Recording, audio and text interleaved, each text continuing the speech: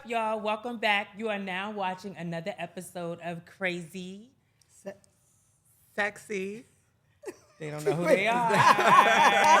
They don't know who they are. Crazy, sexy. I got starved. Okay, do it again. I'm feeling cool today. That's why. Yeah. Crazy. Sexy. Cool. Yeah. Make sure that you go down there and you like and you subscribe. Let's get those subscribers up. We see y'all. What's goody? What's up, ladies? What's goody? I'm here. What's up? How's everybody doing? Good. I feel amazing. I feel calm today. I feel real, relaxed. You were saying that earlier, Yes. that you have felt really clear and cleansed today. What do you think brought that on? I don't know. It's just the vibe, I guess. It's just the day. I started my day off amazing.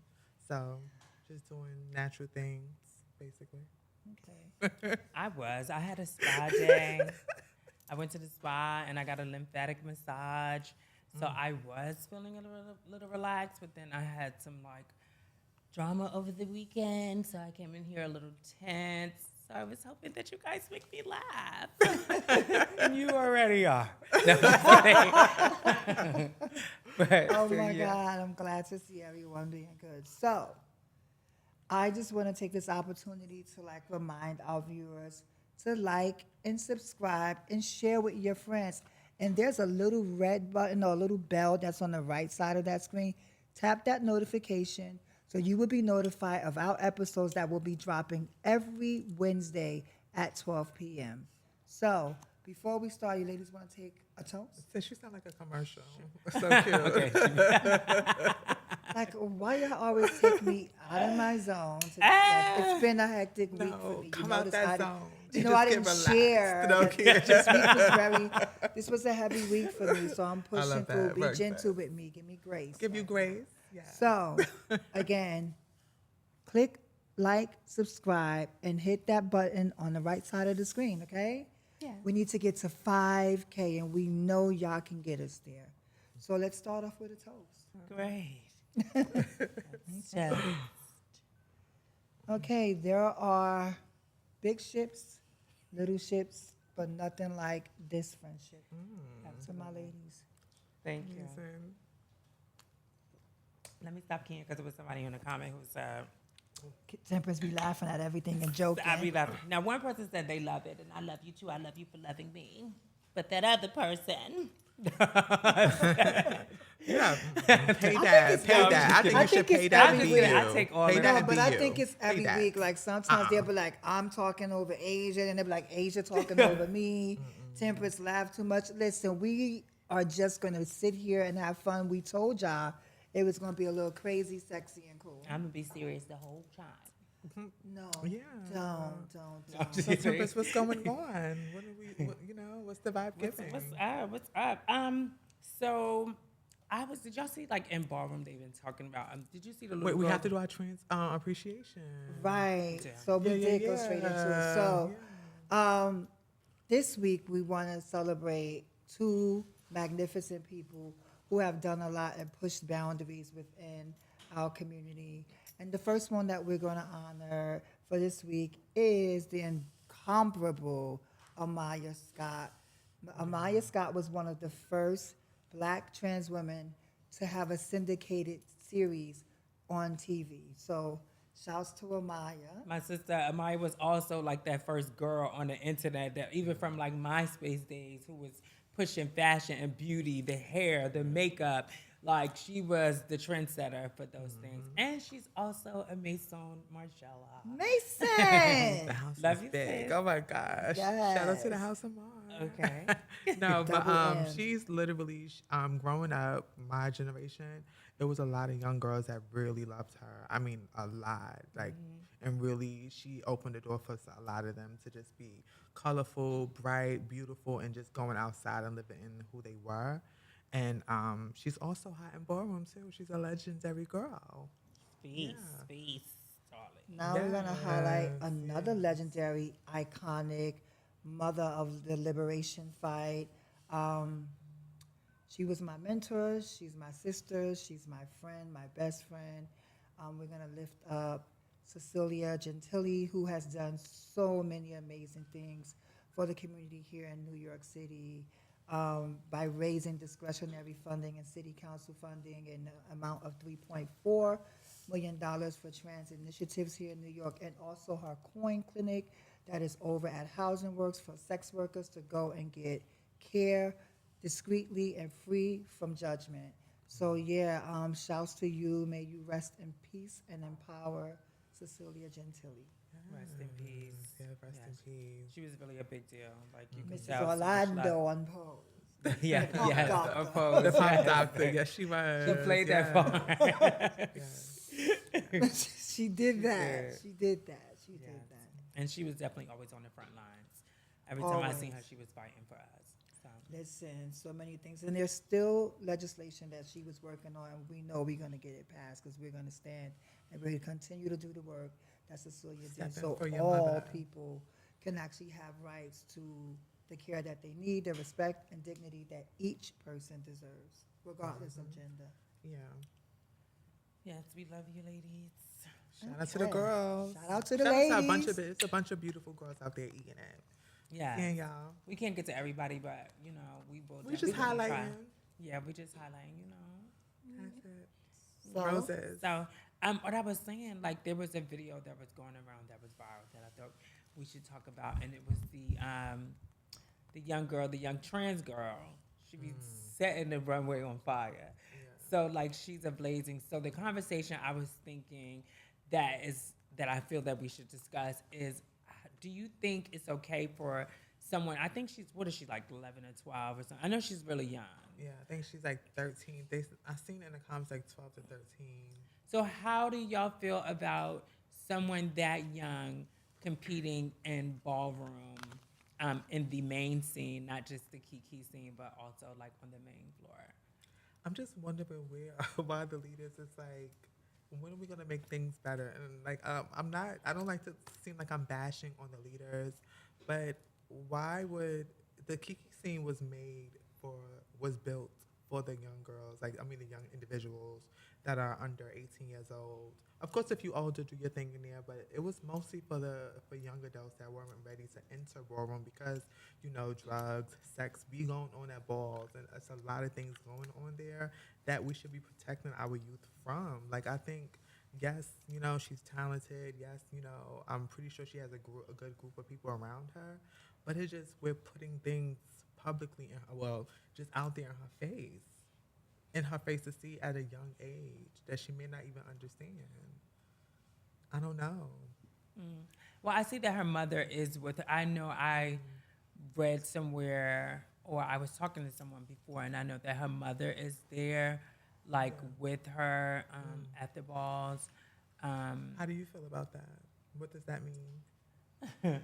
Well, I can say that there was people who are successful because of that, though. The Mugler, Davina. Yeah. She did it.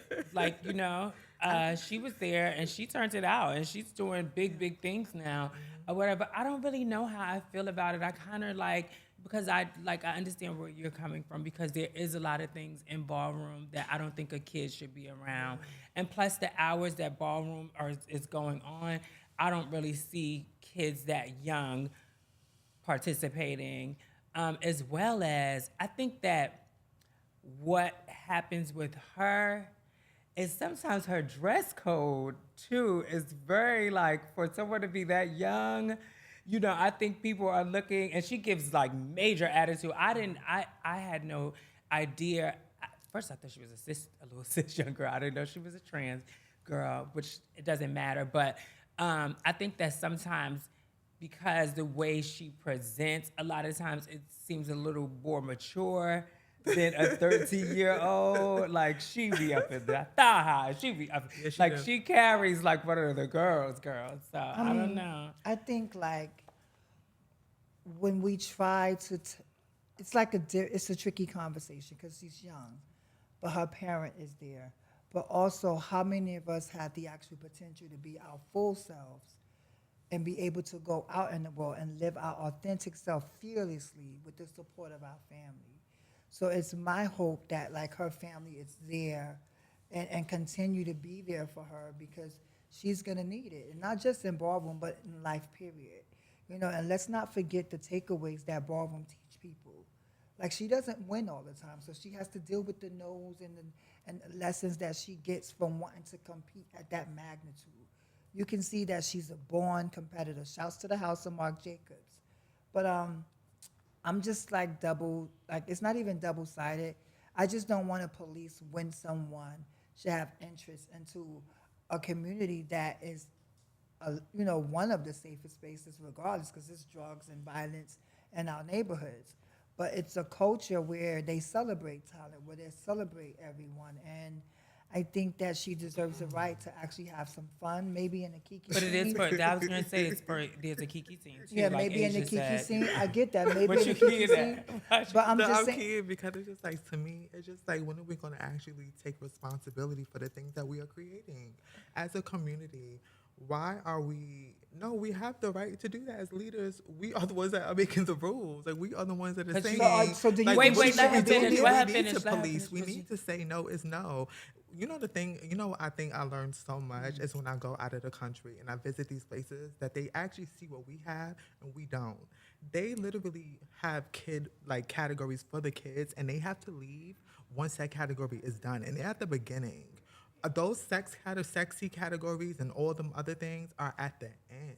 You And it's can't come like, in my house if you're not at least 18. No, I get Either that, two. but it's That's like, what I'm but saying. see, we So don't that's play the that, but that's the thing. That's But the thing. It's only one individual that is like, you say that, but there's just a billion other icons that Right. is just like, hey, just what she said. It's like, I don't want to police no one. We have to start policing our structure. We I don't have think to. that- This is why okay, when I mean these police- outside individuals, these companies can come in and take what we have because we are not literally paying attention. We have Asia, no rules. like, we continue to have this conversation around how we're losing power and people could come from the outside, and I get that. I'm not saying like not to have boundaries and things that protect that child. I'm just saying, like, I don't mean policing, like telling people what they can and cannot do. That's not my choice. That's not my child. Yeah. You know, but I know in our house, you're not coming to the house of Marcella unless you're 18 or over. You know, Yes. and that's not pushing anyone away, but it's just that the parental guidance that is needed, that's something personal between the mother and the child. And I don't want to dare tell another mother how to raise their child. That's not just- racing. This call about rules. It's in the rules. She's ball. talking about rules. I agree I'm with talking I about get that. at the ball, it's like, if we are talking about kids cannot smoke, drink, can't be around certain things, why are we allowing them in a ball they're literally watching someone do it? And if you're cute enough, I might see, the girls might be like, hey, take a bump. And because this person, you live for them, you're going to do it. Everyone doesn't have you two that are in the house that are saying, no, you can't be 18. Everyone doesn't have a gay mother or a gay father that are literally teaching them not to do certain things or even just singing certain stuff. It's certain stuff that we should not be singing. When are we going to actually build something with structure?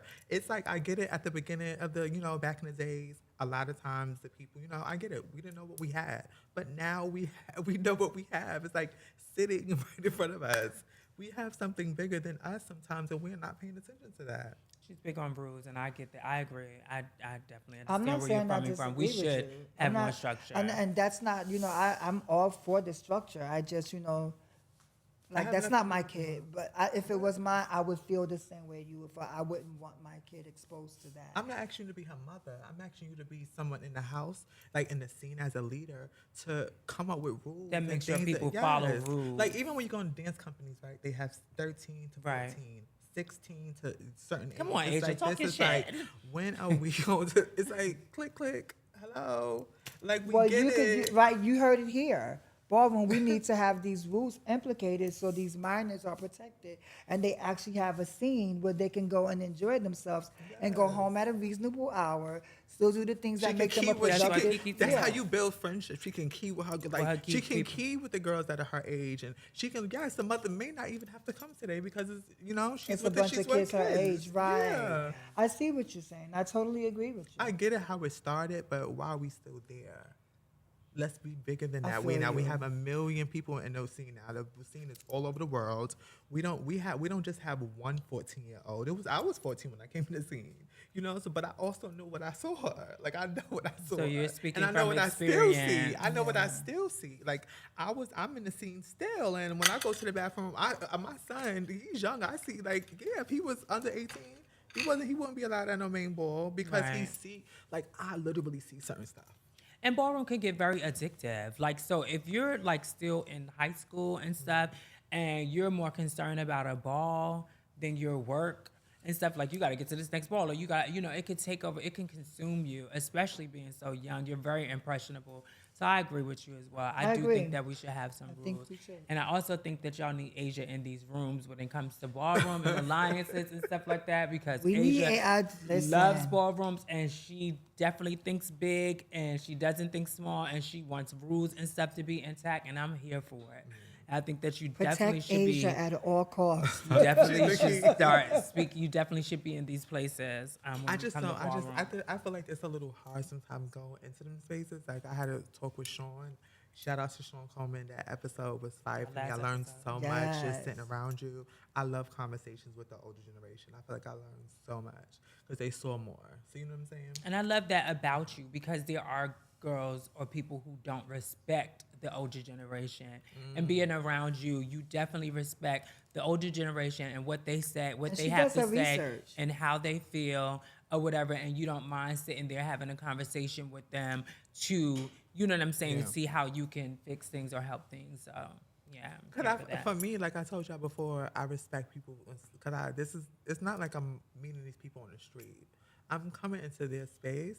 They were here before me. So why am I gonna come in here throwing it to them? For what? I wish Girls everybody definitely could throw see it. it, though. Okay. I wish no. I'm saying I wish everybody would girls feel that way throw because it. it would make it more easier as a culture for us to move forward. Because you're right, some of the things in our culture are still kind of like behind. No matter how forward thinking we think we are, we're still kind of stuck in certain spaces. But like with leadership, that will actually see the benefit of like keeping those traditions in place while fundamentally building on what we have is like so essential. And I'm just looking at it for a social economic, like just that type of lens. Yeah. Yeah. Yeah. So Yes. let's get into this viewer question now. Okay. They asked us if we have a ballroom rivalry, and if so, give us a story on how that was introduced. Girl, that's so exhausting. That like, we talk she- like do you I'm have just. one? I actually don't, to be honest. Like I actually don't because I don't like. I think I'm from a different age where we can leave it on the floor. Like I don't consider you my rival. I don't approach it that way. There was one young lady who like it was one, and it was more of us enjoying our stuff. It wasn't like a rivalry because to me, like who am I in competition with? If I know who I am, then you winning over me today doesn't make me any less tomorrow. Yeah. But I want to say shouts to Quana Balenciaga.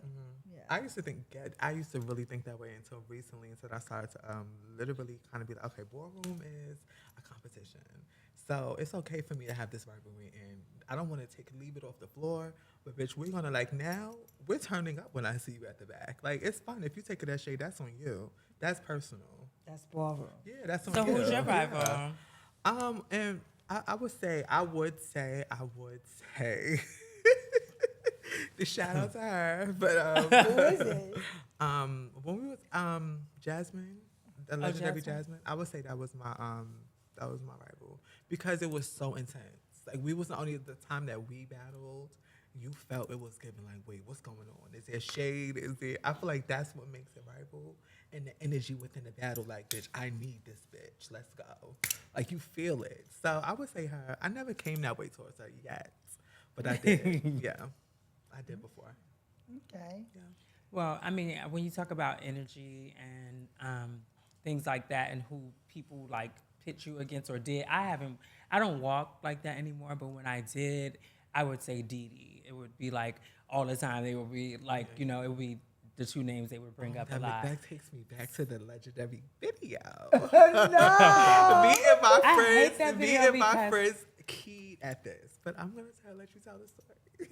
I'm not gonna tell the story. If you Are want to you looking? No. I would start the story, but I can't tell it because you. But was there. I can tell. Okay, what I will say, because I don't want to rehash anything or whatever. And me and Dee did make up. A lot of times when Aisha, why you being mixy?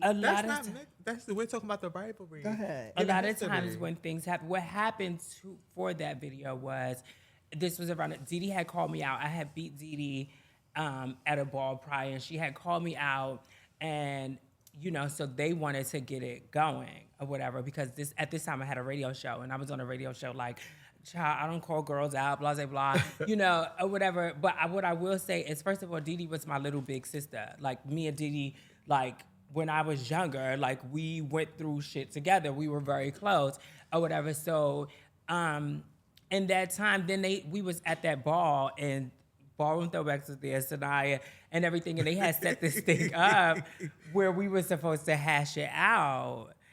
And I thought Dee Dee was a part. I was once they got me in front of those cameras, I started feeling like, bitch, this is a setup. Like, I saw, because I didn't think that it was going to happen the way it did. And Dee Dee started explaining what was she bothered about me. Why'd you fall out? No, because I'm hearing the story and be thinking about the video. Yeah, so she was explaining, she was saying, and you said blah, blah, blah. And I'm like, I didn't think this, they explained this to me like we was just going to make up, like, we're going to get you in front of the camera. We wasn't going to rehash nothing. Mm-hmm. So I'm like, bitch, what? Like, y'all not about to get me on here and make me look like the villain. And of course, Tempress kicked in. Because I felt, I'm a Cancer, bitch. I was backed against the wall. The crab was giving, okay, bitch.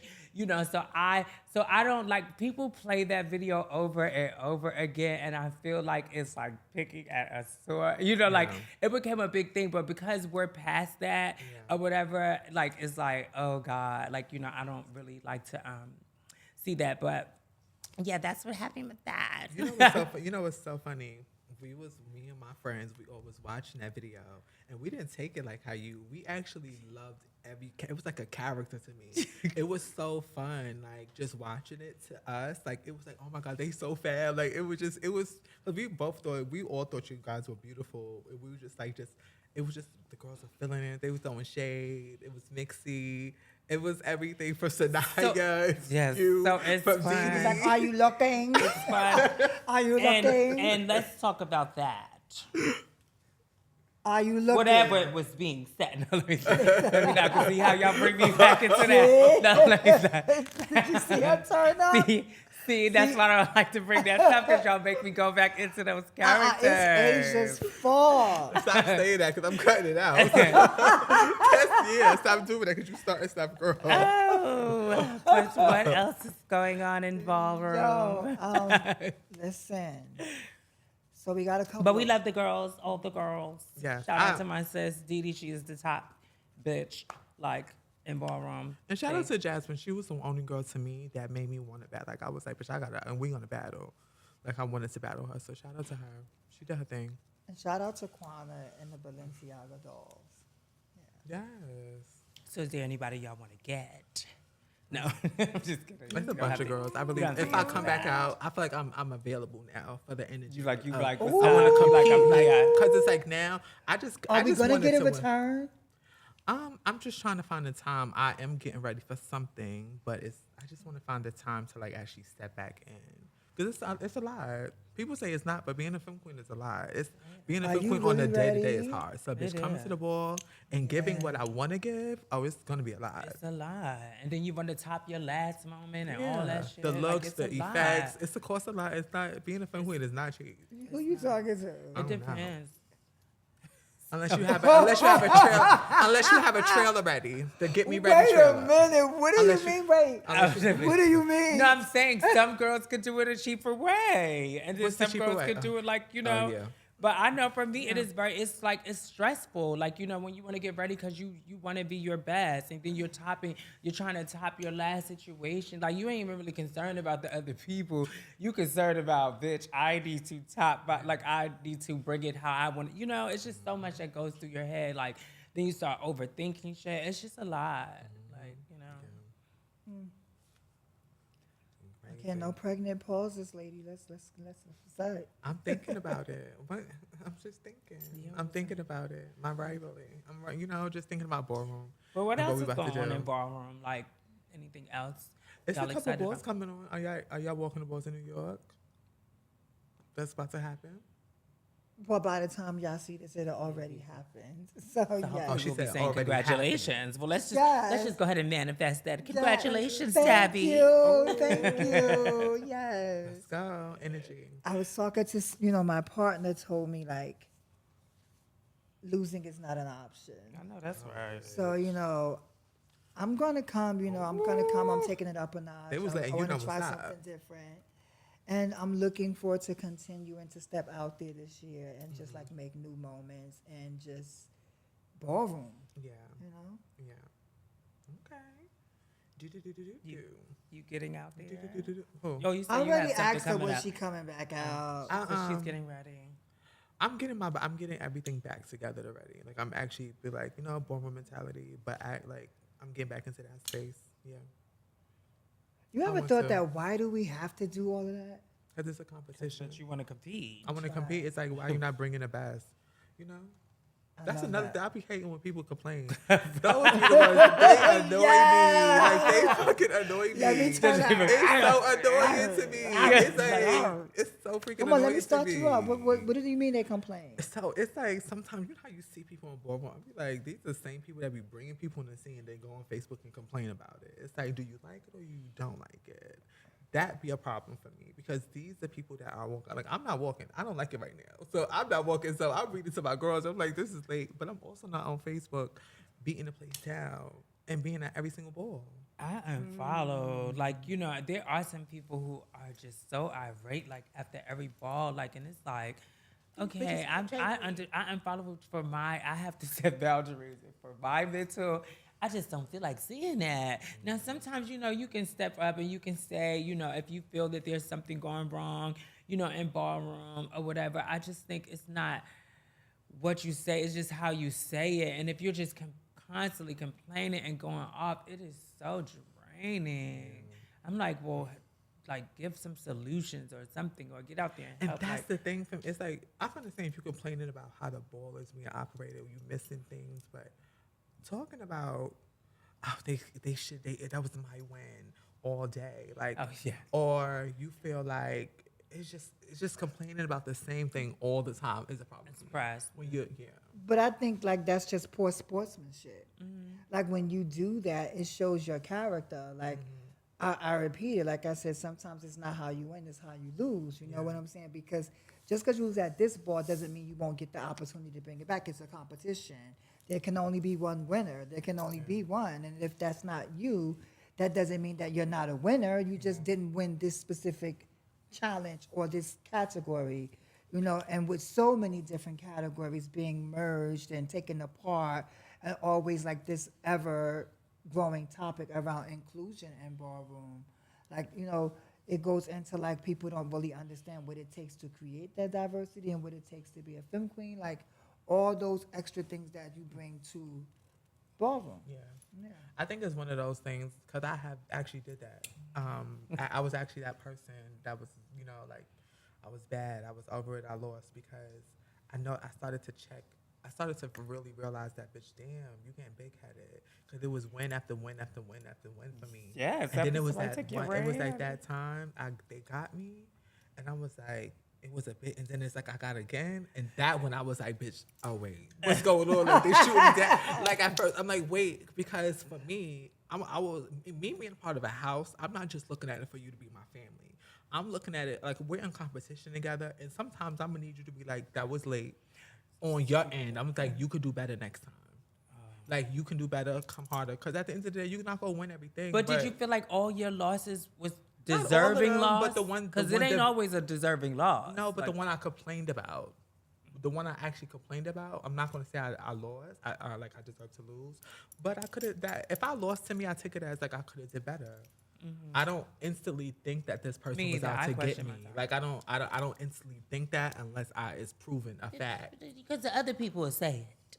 Yeah. Like I don't feel like you even have to rant about being like, oh, I should have won and blah blah blah. Because I played. I was People reading. did tell you, you know, if you were supposed to get that or not, or what it You was given, feel or it. if they You feel played it up like on it's that your piano. win. And I feel like They played on that piano. Sometimes you can tell when they play on the piano, you know. And that's the thing. Like me personally, I felt like but I respect the judges so much that I don't think that you would do that. If I feel like a person puts you on that piano, unless we have energy or beef, then I'm not gonna think you being funny. Yeah, I think I'm myself gonna think before I'm gonna just be like, okay, maybe I could have did something better. But because I'm a part of people around people that don't know that, like they'll have that type of mindset. They thinking like, you can't. No, bitch, give me advice. Like, what can I do next time? But here's bitch? the Like, thing: it's like mean? always people complaining, right? Because you just said that, but I hear a lot of people who share the same thing. It's a sport, but they will start yelling quickly, like, "Oh, y'all gotta change the judges. It's the judges." And just like you said, some judge may not just like you or whatever, and take that opportunity to not let you win. So when is a loss, and when is a win, a win? You see what I'm saying? And that goes to the politics that's inside Ballroom, and we continue to talk about that. So I understand what you mean about when are we going to start changing things and placing things in place, but that even starts with like the whole judging system and how all of that comes into play as well. No shade has to. I think it literally for me. I think icons should only be on the panel. That's it. Should never. If you're not an icon, you should not be on the panel. You're disrespecting the panel. Why are you walking the night before and then get on the panel the next night? Like that don't make. I also think icons shouldn't walk every single ball. Like you shouldn't. Icons should be something like it should be a treat to see you on the floor, and those should be the categories that's $10,000 to $20,000. How a person walk? How you just get in the ball? You walking against this person for $20,000? Right. You don't even know what that category is Christian about. had said something about that. I think that makes sense too. Like them 20,000 category, maybe they should only start being people who deserve it, like give legends it to the icons. Like, give it. I'm not saying. But then they don't get back on the floor. Then people say, well, a lot of times when you have these categories for just specifically legends or whatever, they don't just have icons. Like give us an icon face for 20. No, but if they don't have you don't need to say icon. You don't need to say icon face if it's only for certain people. Right, that's what I'm saying. If they don't have like for, just for certain people, like it's always for everybody. And people say when there's a legendary category or something, some people say, oh, the girls ain't getting out there no more or whatever. So that's so many things have changed because back in the day, like if you was a legend and you beat an icon. You see what I'm saying? And back then it was like kind of like if you were a legend, what? You understand what I'm saying? If you're a legend and you beat an icon, remember like no, if when you was a star or a statement and you beat an icon. Don't start no shit. She brought up the girl she wants. No. Listen, what I'm saying is. Did you ever get an icon? Excuse me, several. But what I want to say is.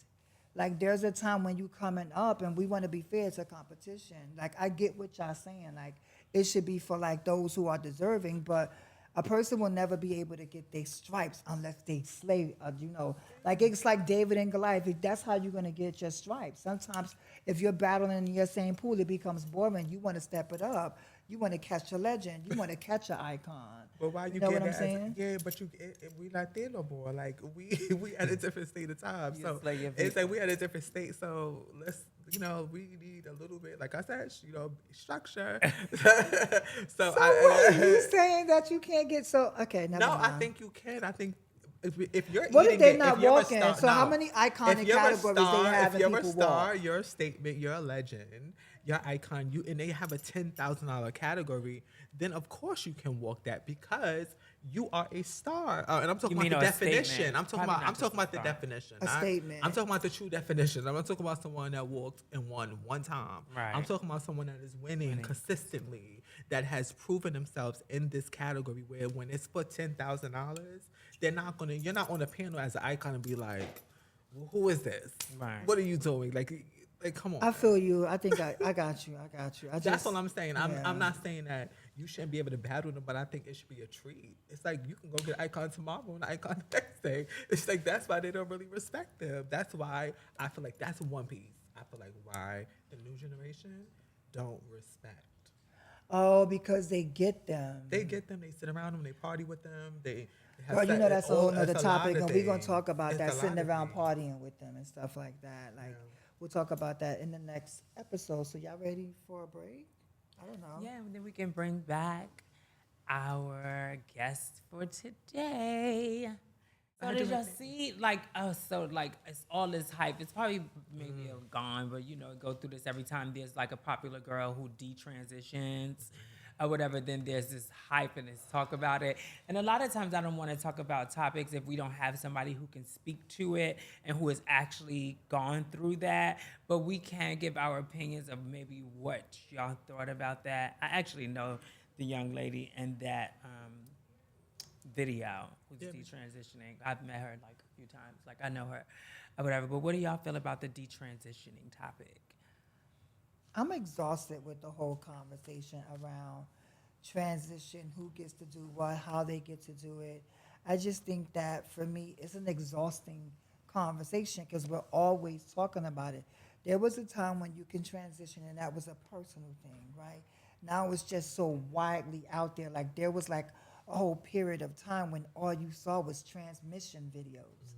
The girls, I'm on my way to surgery, and they was like taking you from step to step. And then like it was like a piece of, okay, we're educating the masses. But then just to continue to have that conversation for us around who gets to do what in their journey, like it just furthers like conversations around why we don't need health care, why we're this and why we're that, because we're talking about it like we can tell someone what their journey should look like. And now that just gives them fodder. You see, look, they don't even know what they are. Or you see this one saying that, like for our non-binary siblings who say, we don't need hormones to be trans. So it's just like so many different caveats, and we continue to have these conversations around who gets to detransition. What is a D anyway? Like this person's probably just moving to the next level of their transition. Like why do we place these languages and words around someone else's journey, which fosters other conversations that cause us harm because the super rich is not worried about that. So, but you know when we're saying detransitioning, you know we're saying going back to Right. your... I mean, I get it. I'm just saying, like, I just think that we need to let people have access to who they are, no matter where they're at in their life. And if that's what they want to do, we should not sensationalize it. But it's just that it's so public now, and everyone does it. Like, everyone tells everyone what you're doing in your journey. And sometimes I just think it's oversaturation. I really think I'm very big on your life is your life. It's your story. It's what you want to do. That's your business. Like, I think we should just be minding our business when it comes to stuff like that. But that also, it's like when you make a video, because the video I did see, and I do know her, it bothered me because as someone who is watching that, you're now telling people that this is where demons, we're devils. Evil. Like, we have nothing to do with your personal fight. Right. We're not a part of your Right. Like, that is on you. And I just not understanding, why did you get up, record yourself? Like, that's demonic. Of you wanting to do stuff like that. Like, to me, when I think of demonic, I think of that. I think that when you're trying to stop someone else's story, or because you know what I'm saying? Like, it's a lot going on for me. And I think that that's not right. You're right. You should not be casting, because we don't have a key to heaven and hell to cast anybody in to say who's demonic and what's not. It's just, like I said, it's just a conversation that continue to make people who's from the outside looking in be like, yeah, let's snatch that away from them. They gonna do that Yeah, anyway. No, they're not. They gonna do that. No, but the outside people are gonna find a reason not to like us. That's their business. Yeah, but that We just still gives gotta them fight. like that It gives gives them a them cherry on fodder, top of the yeah. cake. That's It's like, like, oh yeah, yeah, look. oh yeah, see this is Look, it. look You at know, that. they always give an example. Like, Anybody, if you feel like the devil told you to do that, that's fine. I But just- don't bring us in it. but Like, that's please. gonna speak. That video is gonna speak to all the church folks who feels like transitioning and gay is evil or the biggest sin, and you're going to hell. Those are the same people. They I think are that saying that's their amen, personal journey. amen to Fair. that. And I don't want to judge anybody's journey, like you said, because I don't want people judging mine. But also, I don't, like you said, I agree with you, the whole like evil conversation and all that. And for me, when people do that, a lot of times I wonder, did they transition for the right reasons?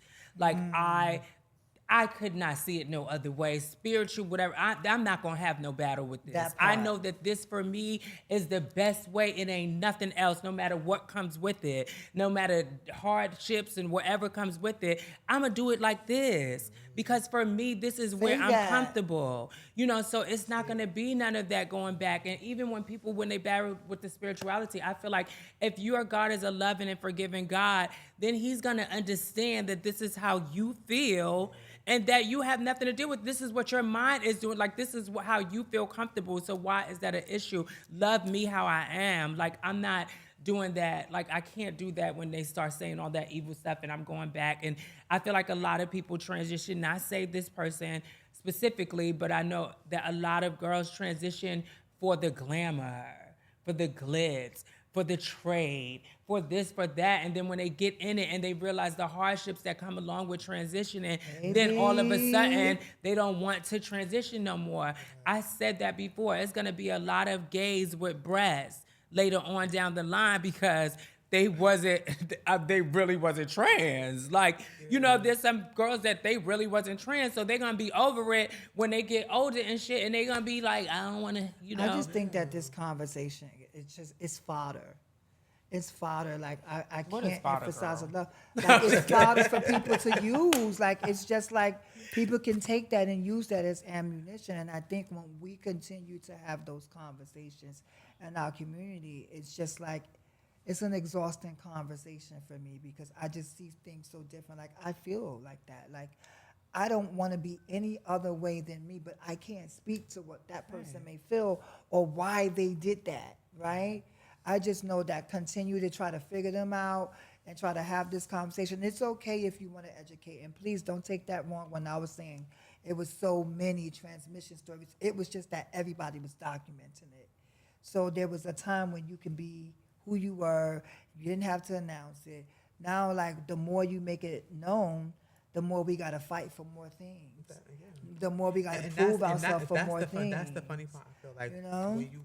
Why did you need to record yourself? Like, who did you need to prove it to? What answers were you looking for to say, I decided to detransition, so I'm telling the world that. The world don't know you, so they don't care.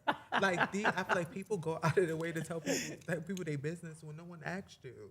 It's like, what are we doing here? But like, they're probably doing it for reasons like this. We're talking about it now, so. That's what I'm saying. Here's another episode of Transmission. And that's the problem. Speaking of transitioning. And I'm with you on that. Speaking of transitioning, we have a guest who is newly transitioning. Yes, and I think wait. it'll be amazing for her to get up here and sit with us and speak to these conversations. She's a very outspoken young lady anyway, and she lives her life in front of the camera too. So let's take a break and then we'll come back with her.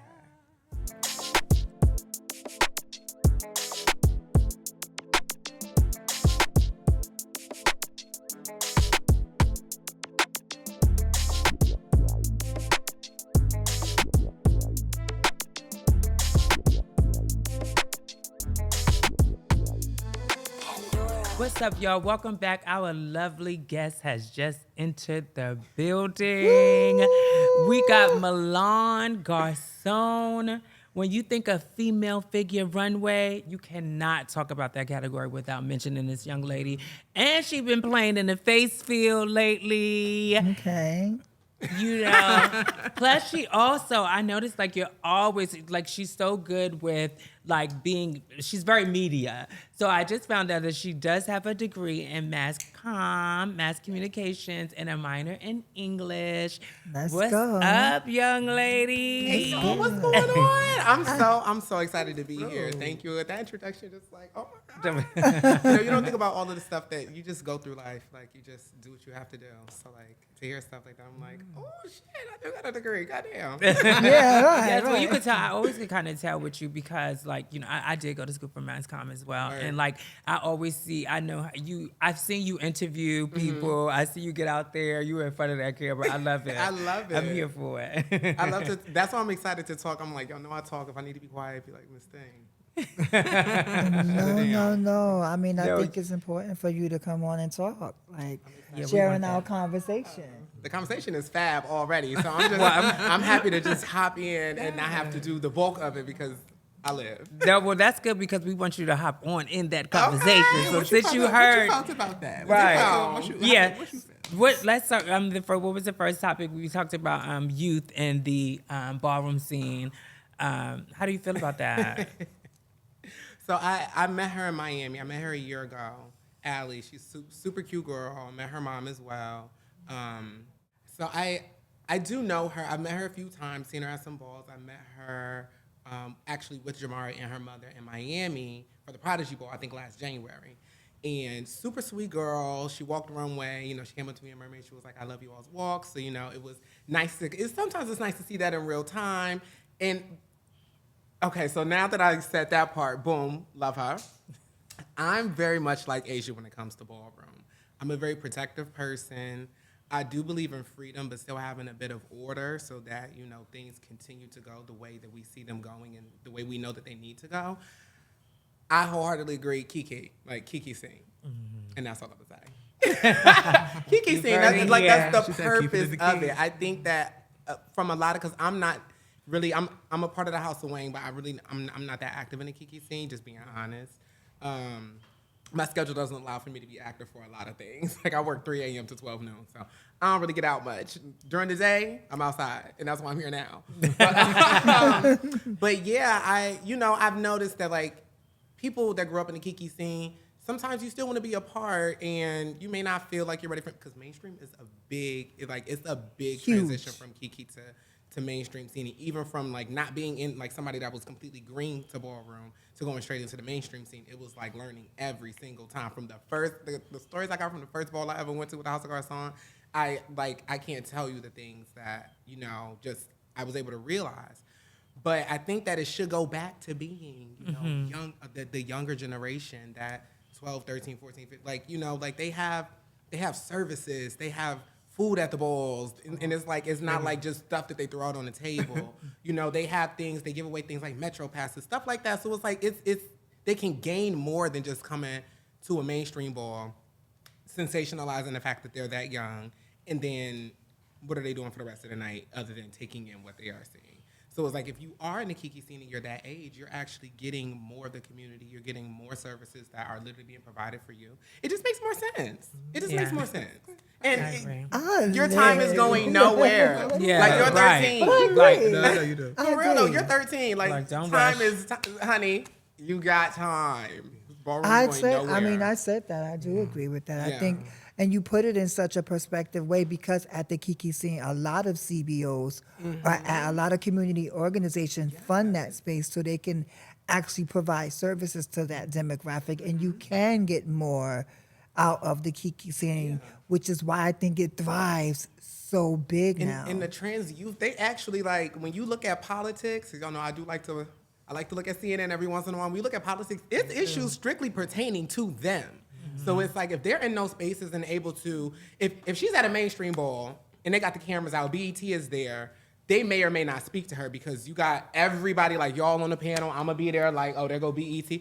But if it's a Kiki ball and BET is there, or some platform is there that they can amplify a message, they going to talking to her. Yeah. Right. You know what I'm saying? So it's like I just see more opportunity for someone that age in the Kiki scene. I'm glad the Kiki scene is growing too, because It is. I came up in Atlanta ballroom and there wasn't a Kiki scene at the time. So now it is down there. But I think that would have been dope if it was down there then for the younger kids, because there was a lot of young kids in the Atlanta ballroom scene who, baby, started doing a lot of things early. Since y'all I want to act on this.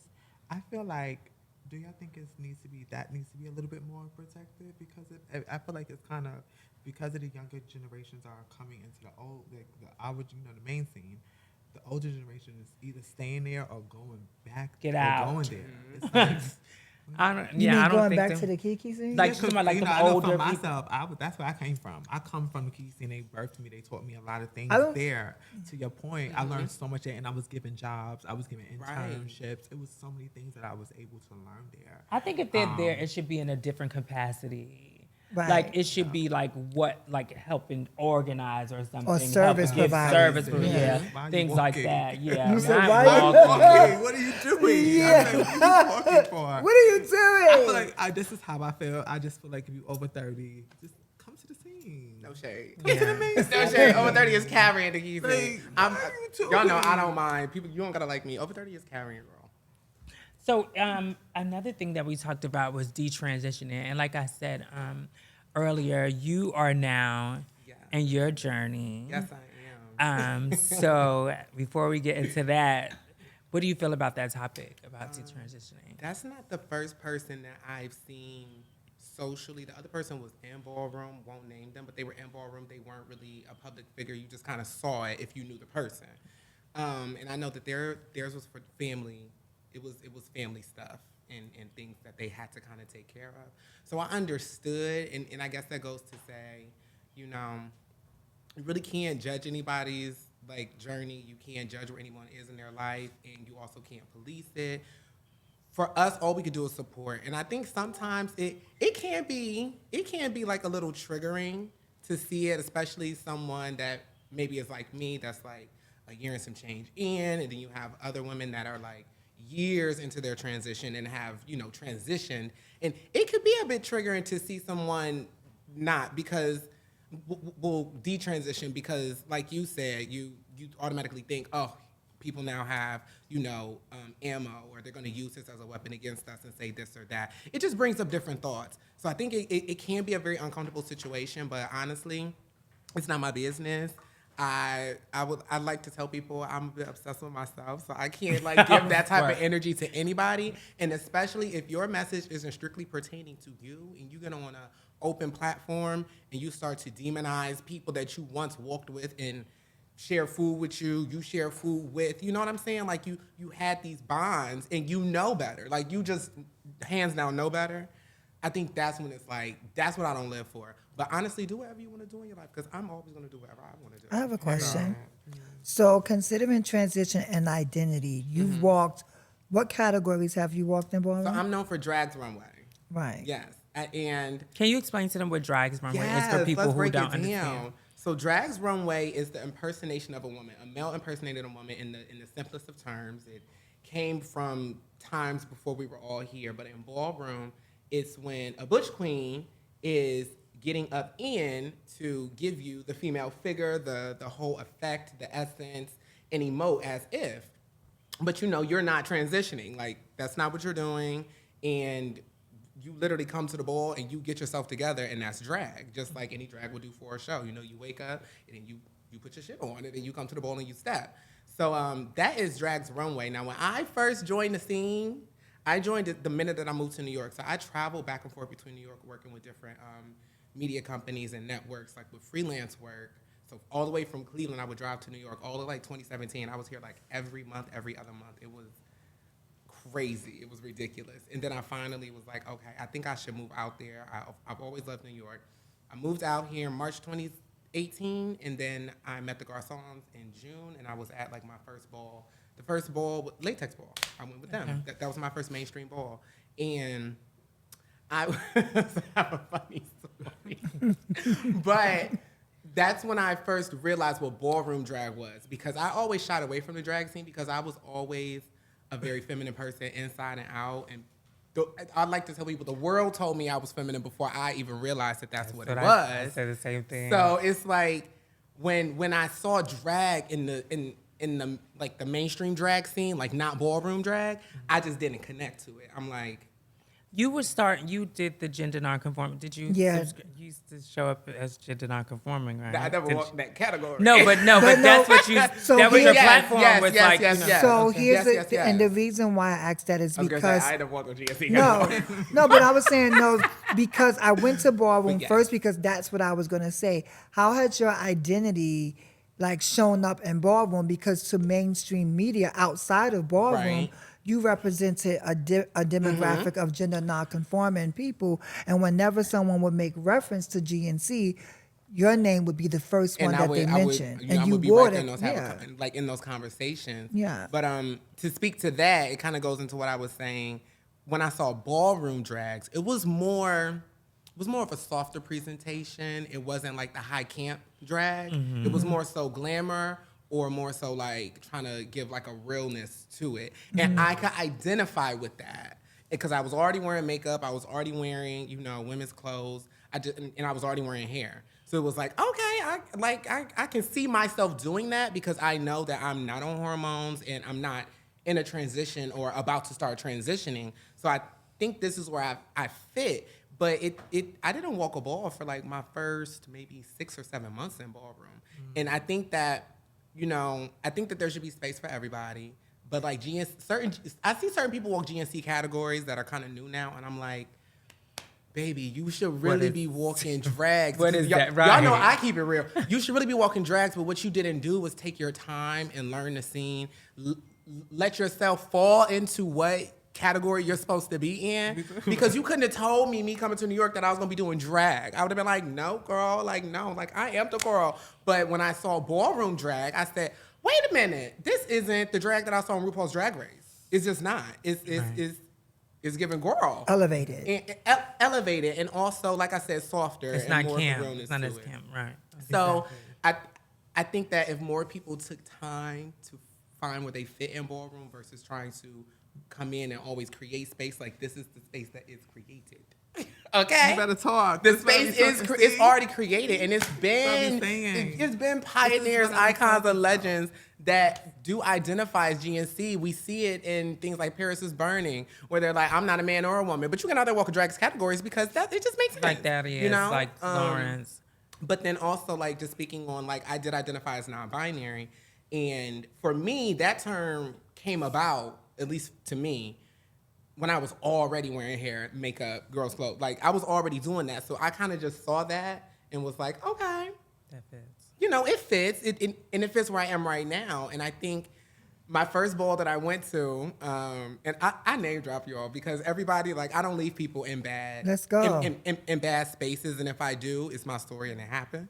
But in this story, I hold it so near and dear to my heart because this person really does keep up with me. But I was at the latex ball, my first ball ever. That was end of June 2018. And I was in the bathroom. I was like in the bathroom mirror, like getting myself together. And when I think about this scene, that side part I had on was terrible. But I was, getting myself together, feeling like I was fab in a little jumpsuit. And Courtney Balenciaga, the legendary Courtney Balenciaga, walks right up behind me. I've seen her online, but I've never met her in person. So I'm like acting like I don't see her in the mirror because I don't know how to necessarily greet her or like, what the tea is going to be. So I just hear her say, "You hormones, Miss Thing?" And I'd never heard hormones referenced as just moans. Okay. But I'm a smart cookie. Like I put it together two and two. I turned around, I was like, no, I'm just up in. And that's one of my first like ballroom memories. And to look at that now and to have worked with Courtney with like production and dance and stuff like that. And it's just like one of those moments that you just can't really explain, but it meant so much because she saw me. She saw me at such an early stage. It was the first time she saw me. It had to be. That was my first mainstream ball I've ever been to. So, as I continued to just focus on myself, I will say during the pandemic, that kind of forced everybody to just sit with yourself and to really figure out a lot. And then after the pandemic, it was just, my mental was already changed. Like mentally transitioning started happening years ago.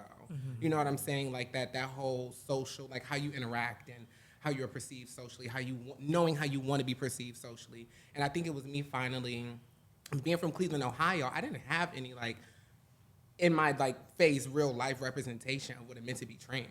Like I knew what it meant to be trans because I'm an only child, so I always so much of the same story. So I would always fall down rabbit holes. I was born in '94, so the internet was, I had flip phones and I was at the start of all of that, but I was really into the internet when it came out, so I would do a lot of research. And it just didn't feel real for me. It just didn't feel like something that was attainable for me, something that I would have access to. And I was also, like, I'm the type of person where if I can't figure something out, I'm just gonna focus on my career, focus on everything else, and stay busy, which is a good thing my mom taught me, but it also allows me to run from things that I should probably like be paying more attention to on the inside. So it's when I decided, when I started working, I'm an associate producer on a morning show. So you did that, you were transitioning while you was in this position? Yeah, but they never, by the time I started working there, my preferred name was the name, like they never met me as anything but Milan. Okay, word. So, and I think that was another thing I was like, woo, I was feeling so safe at work because all they knew was me, not two versions of me, all they knew was me. Yeah. And I was like, girl, you can't just be feeling safe at work. So a little over a year ago, last January, was when I first started moaning. And I like to say I'm a consistent girl. I've been on and never hopped off the train. Thank you. And when I hit my 1 year, it was like, oh my God, like going through it and starting it, it was like, oh my God, every month's going to take so long. Everything is going to be so long. And then you hit a year, and then you're just like, okay, I did that. So now it's just, and then you start thinking, well, what's the next milestone? And I stopped myself and I was like, no, stop. Like, you're in it. Just be. So what's in some it. things that you learned, like, in it that you didn't see coming? Like, what are some things that you've experienced that, now that you, in 1 year? Everything. It's so Like- much. And to piggyback on what you all were talking about earlier, a lot of people that don't transition for the right reasons, I cannot imagine, like, dealing with the things that you deal with that you sometimes have no control over. And this is also something that you are choosing so that you could be your best self. That could be like that duality in the brain. I couldn't. But a few things that I learned was dating is completely different. Like just simply not wanting to attract the type of guys that you are attracted to and feel like match you to all of a sudden attracting those men and then not getting caught up in like, oh, well, I got the attraction. So that's all new. Other things that are new, like physically, the weight gain. Like I was a stick. Yeah, you like I was a stick, and I went from a 00 to a size 4, and I'm very happy. Yeah, that's I'm kind of a little bit more, but I'm just going with it. I think you think that you can expect the emotional part of transitioning and the hormones and how they affect your body, but you don't know until it hits you. I was like at work and I'm just like so frustrated, and I work in a newsroom. So it's always chatter. Like this is what I'm used to. This is what I'm doing for the past 10 years. And I'm like, why can't I take this? Like, I'm like, I can't take it. I'm about to explode. And then like 5 minutes later, I was chilling. I was like laughing and talking to my coworker, and I said, girl, what? And I said, oh, bitch, was that a mood swing? Oh, that carry. Because when I tell you I was ready to pack it up, and head out. Like, I can't snap on nobody. Like, I just can't take all this chatter. And then I had a hot flash in the meeting one day, and I gooped myself. I said, is anybody else going on? And then my coworker was like, no. I said, Quick question. Do y'all know how hormones like treat you? Do you know the difference when you? Because I know we had a conversation before, and she like they need to stop like saying things about I people just who think are on that- hormones, and I'm like, we do. It does affect us. Okay, again, I think that it reacts, like everyone has different reactions to hormones. But I think like when we hear the people, because we give people liberty to say things like, oh, they just hormones, so they're going to get a little crazy. So my thing is like, it just puts us in a bad way because that's everyone's go-to. Like if we're emotional about something and passionate about something, then we may be legitimately right.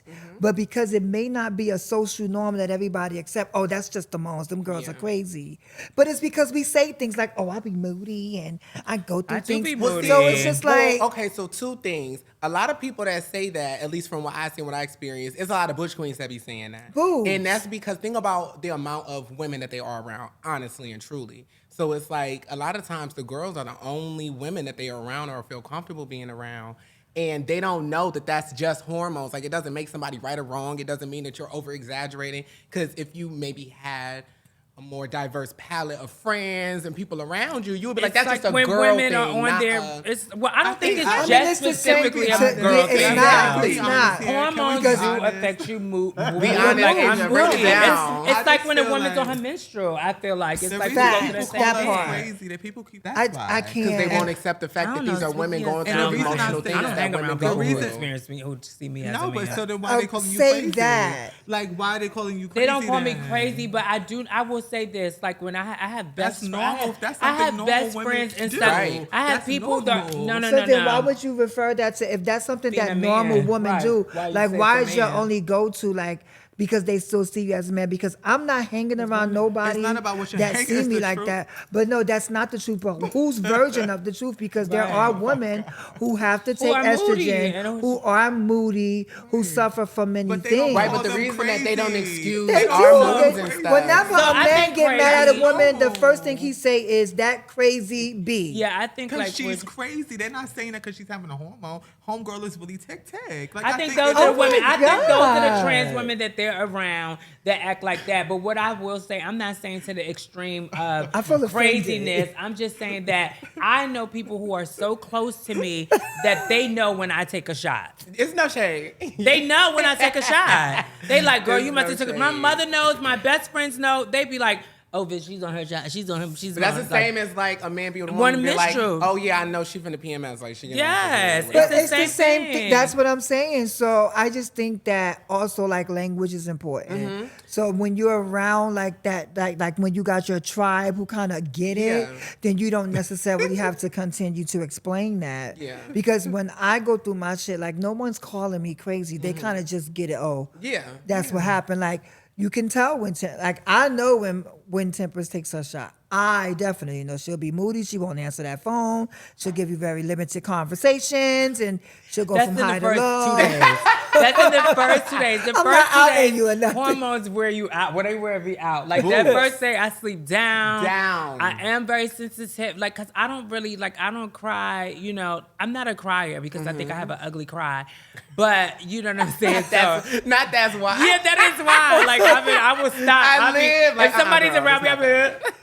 And then I'll say something stupid to get me out of it, Right. so I won't cry. But like the hormones, it definitely makes me more sensitive. Bitch, I be watching TV and I'm just crying over the TV show, like, oh my god, like so it does. Like And you To tuned into piggyback- another episode of to get back to Transmission. you, so yeah. I don't, like, So, I want, can I You say said something one to thing, that? Auntie Tab. You were like, and you can't generalize the symptoms of hormones or You what you may go cannot. through. Because I used to be a firecracker. Like there was a time when I would walk a ball, Twiggy would literally stay at the back and make somebody grab me if I didn't win. If I didn't win, because Twiggy just thought that like because they knew me.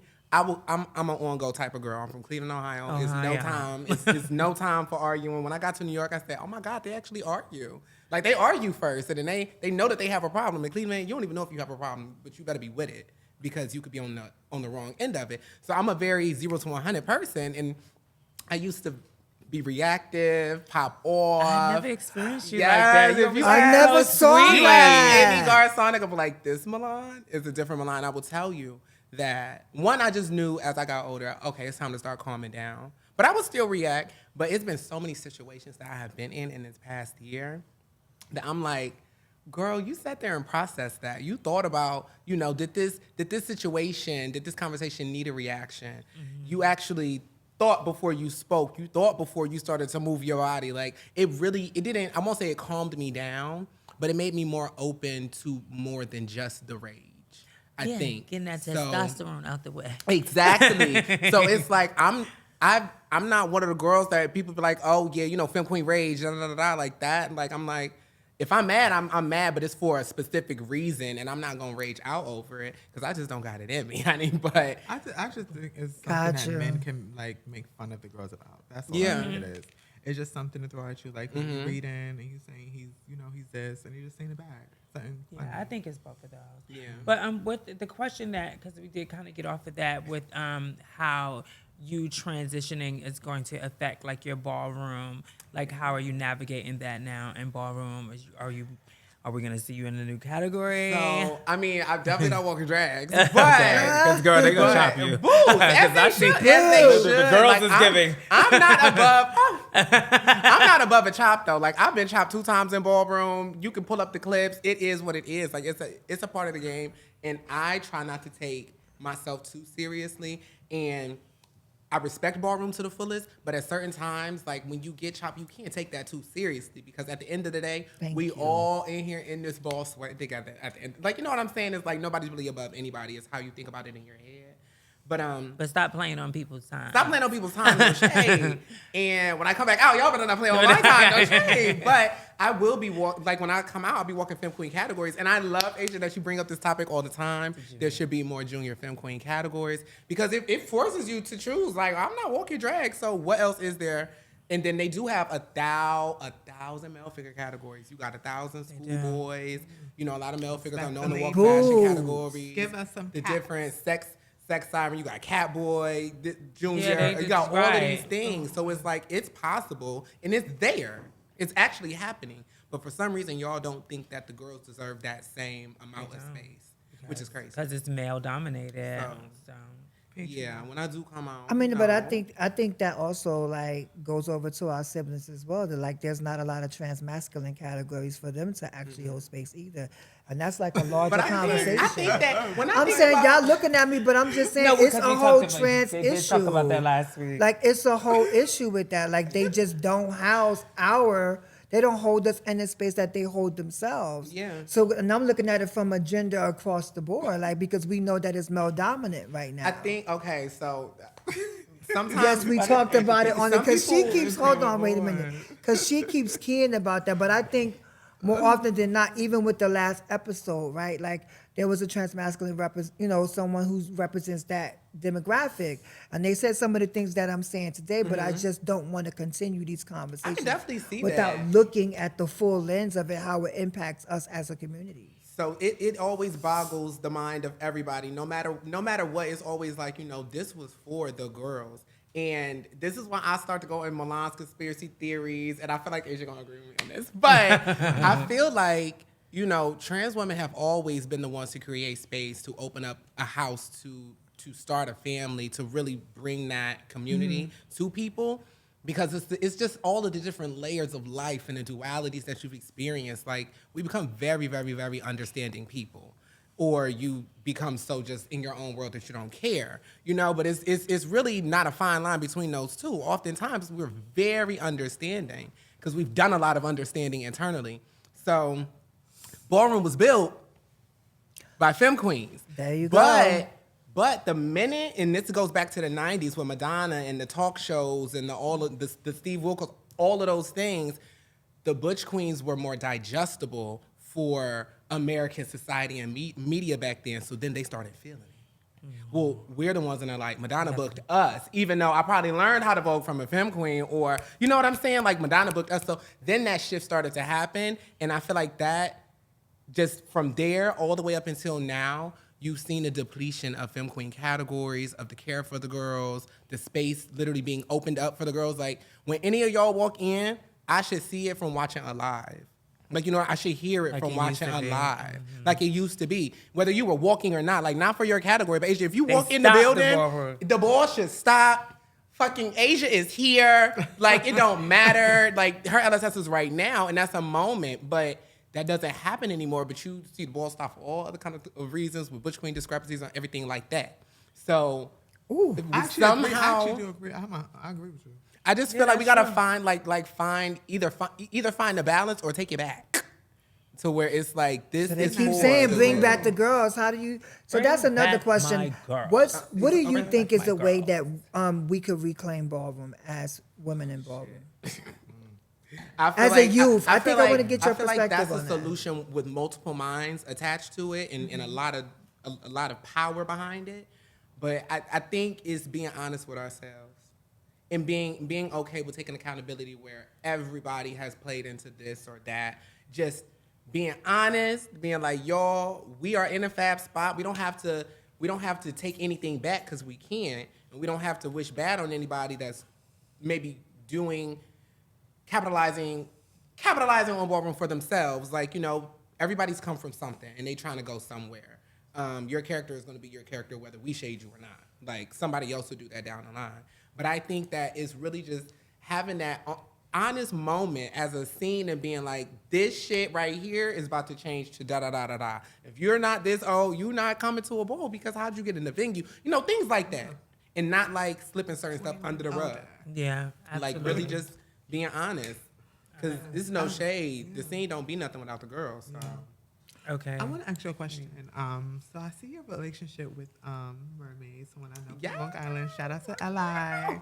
How did that relationship come about? So we literally, nobody believes us, but we met at our induction. So we both met in June. At the Garcon induction? Yes, at our Garcon Really? induction. Yep. So we both went, and they originally wanted me to walk face back then, but I was like, no, I'm a runway girl. I was coming from like an HBCU. I went to Lincoln University, and we had modeling troops that were like born out of the DC modeling scene. So I'm like, no, I'm a runway girl. So I went there for runway, and so did Mermaid. But I knew for a fact she was coming for runway, because as soon as I saw her, again, 00, tall, hair down to the floor. This is when she was 50-inch bitch every time. Like, she did not play. Oh, 50-inch bitch, that's kind. She got to get back to that. But no, so I just saw her in the room, and we all did our walks or whatever category you were trying to come for. It was a bunch of other girls there. Samantha was there. That's when I met her. So, we were just meeting each other. Then they put us all out the room. We're deliberating, and everybody's being all nervous. And my sister is way more soft-spoken than me. So I saw her, and I'm just like, I'm not about to be quiet out here. So I look at her. I'm like, hi, what's your name? So she was like, Mermaid. I said, my name is Milan. And then I don't know what made me ask this question, but I think I just thought she was so over that I'm just like, what's the favorite part of your body? And she was like, my legs. But then my stomach. I said, oh, my God, girl, my stomach, and then my legs. So that from that point, it was just like, oh. So then we just started talking.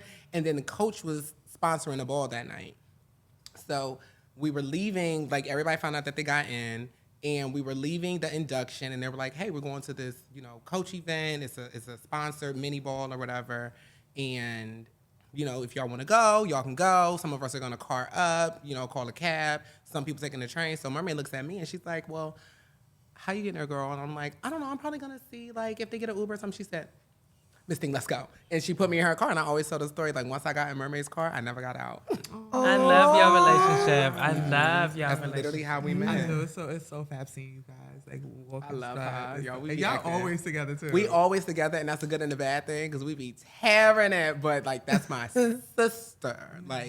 It wouldn't be real if we didn't have the disagreements and the arguments and the fun and all of that. So, Speaking about that, what about I didn't mention that when I, introduced you, Let's but go, dear. Legendary, Yes. the show.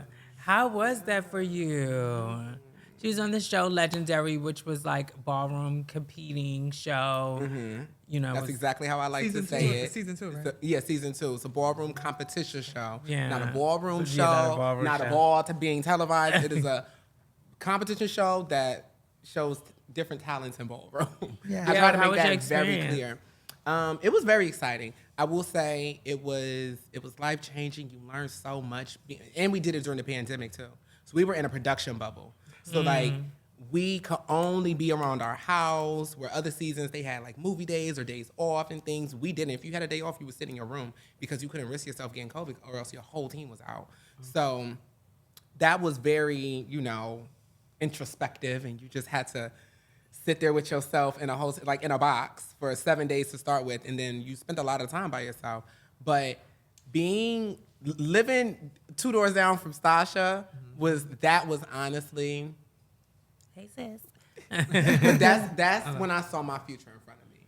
That's when I said, oh, okay. And the way she just took me in, and she would just be like, girl, I'm getting a girl out of this. I'm getting a girl out of this. And I'd be like, Stasha, you play around. And she was one of the first people that I reached out to on my journey. And she was like, girl, I know. It's just letting you do It's your always thing. another girl who sees that. Oh, and then we were so close. Literally, we were there for almost 3 months. So that's a long time to kind of live next door to somebody and to basically live with them.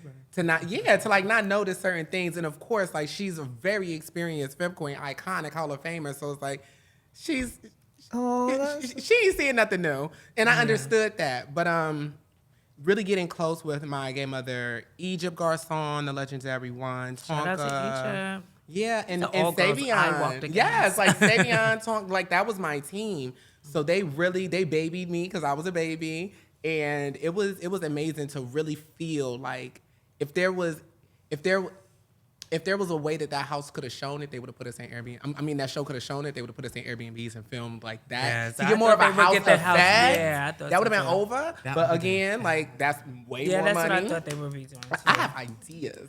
So I you- won't say too okay, many. That's they how we be- suck. See, but- that's what the dude- yeah. But yeah, I How think long? that would have been nice. And also, Here you go, Tal. one thing that because you know the production company that it was, they are no more. So I'm gonna say what I want to say. But there was a day that we held strike on set. Y'all did. We sure did. You hearing we it sure here. did. And you may be Getting hearing the it first. tea. I don't know. Yeah, a lot we of the never- girls, they be we trying know to do about too. this. Honey, I worked for this. You can't take it from me. What happened was, it was a few categories like runway and things like that where they, because of COVID, they didn't want two different teams on the runway together. And this was still kind of early on in the competition. So it was like six, 7 teams there still.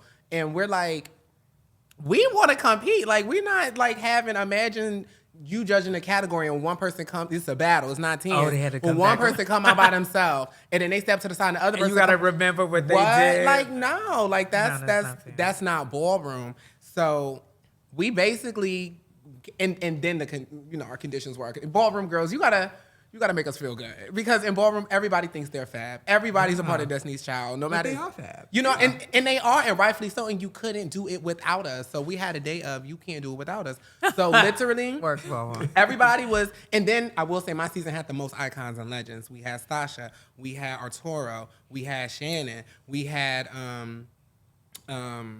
Jason was on our season. We had Amari, Angela, Oh, dude. we had Gia, and, like we had Y'all had a lot of outspoken people, We had a too. lot of outspoken people, but a lot of leaders in their own houses. Mm-hmm. So it just certain things like they're not going to watch their kids go through or have to deal with. Right. And I think that was very important in our season. That except for one house, everybody that was in their house was in their house, and everybody that was walking their categories was walking their categories, and you could see that family structure. And we got on set that day, and nobody left their trailers when we were supposed to. And then I think they got the hint, and they called a big meeting into like the main room where we have like the stage and the judges and the audience and all of that. And literally they said, "Okay, the floor is you all's." I And- love that, And 'cause literally, it was all of the Femme Queen house mothers got up. Arturo just was making sure everything was good. But they all said their piece and said, What "This is Femme the way it's Queen gonna go." mothers? We came in the next day. We had new couches. We had new mirrors. We had the trailers was decked out. The categories over. were as true to what we could do with the pandemic. It's still just a ballroom competition show. It was not a ball, but still, the experience was a heavy duality. It was like, this is exciting. That was a nice moment to have all of the houses come together while still being in competition and being like, but we're still going to protect what's ours the best we can, because there's only so much you can do. You do sign those papers, and do I regret anything? No, but do I wish that it could have just been shown different? Absolutely. Absolutely. Yeah, that's Absolutely. what comes with reality shows. Mm-hmm. And I'm glad to hear that, because sometimes you hear like the negatives of people who get this experience that they gatekeep or whatever, and they don't speak up for ballroom, in the way that they should. They're just happy to be in these rooms. not happy to be and in they're going in those those long. So I'm glad that y'all stood up for what y'all wanted. That's great. Awesome. So, what was your favorite moment from that season? When I walked face for the first, well, I can't say for the first time, but that was like, that moment was so important because in that category, the understudy had to get the 10s for the team. So, what was your favorite part of that season? My favorite part of the season was definitely the episode where I walked face with Stasha, because that category, I was so nervous about because the understudy had to get the 10s for the team. So I'm like, if for some reason, because I understand it's a competition show and they want reactions out of people. And I know how me and Sasha was sitting. I knew how we was gonna sit. I knew the anticipation of Stasha walking that category. It was a few face people in that like in our season, and they were being talked about with production. And it was like, we're excited to see this moment. So in my head, I'm like, I just hope they'll play with me and they make that a thing. I was just creating all types of scenarios that hadn't happened, that thank God didn't happen. But when I got ready for that day, I knocked on Sasha's door. I said, "Mother," she said, "Okay." I went down first to go get some setting powder from her. She said, "You need this specific setting powder for tomorrow." I said, "Okay." So I did my makeup. I went down. I got it. I baked, I did everything, I got ready, and we got on set, and I was the last person that was going in the category. So I'm like, they're giving everybody 10s. So I'm like, oh my God. Oh, the cars are not in my favor. The dominoes are falling, and I'm next. I'm gagging. Like, they are going to play with me. And because it's happened to me in Ballroom before where I've gotten chopped and it wasn't necessarily a proper chop, but it was what it was. It was Philly, so I have fun. You know, if you know, you know. But I was just afraid, like, a little bit of that anxiety came out, and, like, PTSD was like, oh, my God, I hope I don't get played with. And I went out there, TV. And I'm on TV, and everybody, I'm sure everybody in Ballroom that is gonna be watching, my whole house is waiting to watch Stasha walk. Like, yeah, I'm walking, but they come to see her.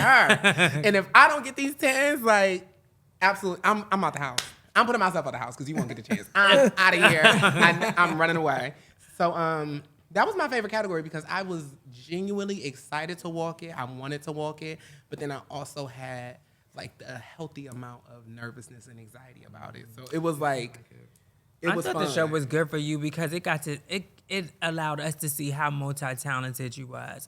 Because there was things on there that you didn't do in Ballroom, like voguing, like face, like, you know, I'm a you was musical theater experiencing. kid, so it's like, I know how to Okay, tap dance. another thing we got in common was Whenever people are like, oh, what's like a funny or like what's a random fact about yourself? I'm like, I can tap dance. And they're like, you're lying. I'm like, I told them the musical I was in. Yeah, I told them the musical I was in, and I told them that's how I got into it. And they're like, oh my God. And I'm like, yeah. I'm a busybody, and it's been a journey trying to make sure I keep focus on the most important things, realizing everything that's a hobby is not necessarily the main focus.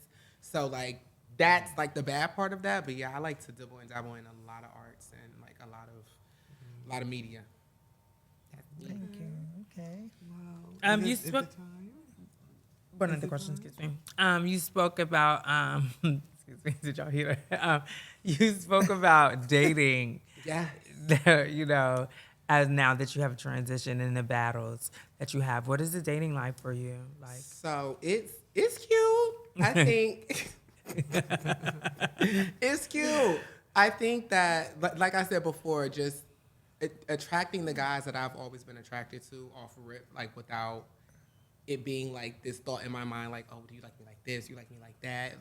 Like, what is it about for you? It's kind of like, okay, I'm attracting the kind of men I like, but then it's like, those men are all still questionable, like as the male race just is. They're just very questionable. It's like everything is. I'm big on intent, so I'm like, what is your intent on being around me? Because at certain moments you might not want to be in a relationship, and at certain times you may feel like that is what you want to be dating for. I like to say I'm dating with intent. I'm still doing a lot of work on myself that I feel like I need to do. So I'm not dating for a relationship, but I am still dating with intent. I'm not just dating any old body. And if I'm dating you, like, we actually have to build a friendship. We have to have a bond. It's like, I got one that's just like, all right, that's when we text each other is when we text each other. But if I call myself dating you, then like it would be with intent. And I think also when I first started to get that type of attention, I was starting to use men to validate my womanhood. And that was We talk about validation a lot. very, very, very difficult to understand, to be accountable for, and then also like process and move on from it. Because it's like, I would start to feel like, oh, okay, well, if he didn't text me back, did he text me back because, you know, I don't got surge, or, you know, I'm not as far in my transition as another girl that he could be talking to, because, you know, men have been communicating with women of all different experiences their whole lives. You know what I'm saying? But when you transition, you kind of sometimes, depending on when you transition in your life, you may be later to the game in some things. How old are you? I'm 29. I'll be 30 this year. Come on. That's why I'm not that active in the Kiki scene. I live by my word. I'm like, that's for the kids. I like, transitioned at the 8th show. Yes, 29. Wow. Okay. So that's another one of our questions is via. So you talked about surge and you know people being further along and maybe this guy wants you for that. Do you feel pressure to like do things? I don't feel pressure to do things. I think sometimes I'm highly critical of myself, and I'm always looking, like, before I do anything, I see my end game. So I think that sometimes I could do better keeping myself patient. Like, patient is something I'm always working on. Like, that's never a New Year resolution. That's a continual thing, like me working on patience. It was with other people, but last year, I didn't walk any balls. I literally just went to work. I stopped doing, like, drag performances and shows because I'm like, I want to be patient with myself, and I want to be all the way here, like, in my body, not moving around. I want to be centered. I want to go to work, come home, go to work, come home. Like, I want to have some type of routine so I can notice the different things that are changing, and I can really come to terms with so many things that are, like, going to happen. Like, this is not just, I think a lot of times people just be like, oh, yeah, she hormones, and it's like, no, girl, that's a big thing. Like, you are changing your body's chemistry, and your physical is changing. Society is changing the way they treat you. All of these things are happening simultaneously, and you're grown. You don't get to just sit at home and say, my stomach hurts. Like, I gotta pay my rent. I live in New York. So that was enough for me. So I think my new thing is just being patient with myself. Being okay with being patient with myself. I think the times that I get pressured, the times that I feel the pressure of, like, surge in like those type of enhancements when it comes to transitioning is when I start to get, like, goal hungry, when I'm like, this is where I want to be in this many years, and it's like, well, I need to get that done because that needs to happen, and then that got to happen, and then that got to. What's your sign? And then I'm a Virgo. Okay. Oh my God. I'm a Virgo, so, like, yeah, I'm like, then I start to analyze, like, the timeline of things. Well, if I do this, I got to start this day, and it's like, Y'all are you're perfection. you're gonna drive yourself crazy. So thankfully, I have, like, really, really, really good sisters in my circle that aren't too far along. Like, those would be, like, my aunties and my moms, but, like, girls that I could talk to. Like, Julie in Atlanta, Julie Garcon, that is, like, my girl, and she's been in the game for years. Like, I think, like, many, many, many years, way more than me. And I just talk to her, and she just lets me get it out. She's like, yeah, girl, but are you gonna go tomorrow? And I'm like, no. She's like, all right then. And you just have to just be one with yourself and just love this part, because you're gonna miss this part one day, and you'll cherish this person that you are right now. So I take all of that seriously. I don't take anything for granted. And I like to say I am happy to be here, but, like, on this earth, like, not just happy to be here in different spaces and things like that, but, like, we making it every day. So it's like that's a huge thing, and just celebrating the small wins. You ate that for me when you just said that's important when it comes to being trans. I think it's important to, having sisters in that same level with you, because y'all can understand each other. Yeah, that's really dope. I love that. I never thought about it, and I know that I had that at a time. That's my generation. That's actually amazing. That sometimes we don't even notice. And we miss that because sometimes I be thinking, like, I be talking to people from different generations. So sometimes they don't understand where my rage is coming from or certain things. But my girls would. Like, people from my generation, or my level at least. Like, as far as transitioning and things of that nature. It's dope. I love that. I love my girls. Remember your girls. Remember your girls. I mean, I Bring think back my what I girl. took from that was, like, Bring your back my ability to girl. be patient and not rush. Because that's always a conversation it is difficult about too, because when is it then okay to get surged. I see the post on Facebook, and, you know, you watch balls, and you go back, you watch Ballroom Throwback, so you'll be on the live, and you see certain people commenting, what category she walk in, and then you just, you just get caught in a lot of these traps that make you look at yourself.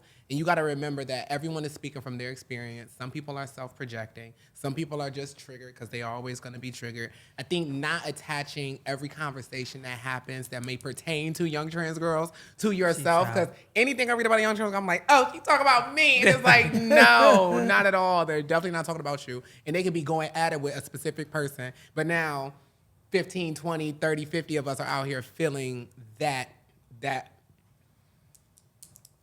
read or that critique.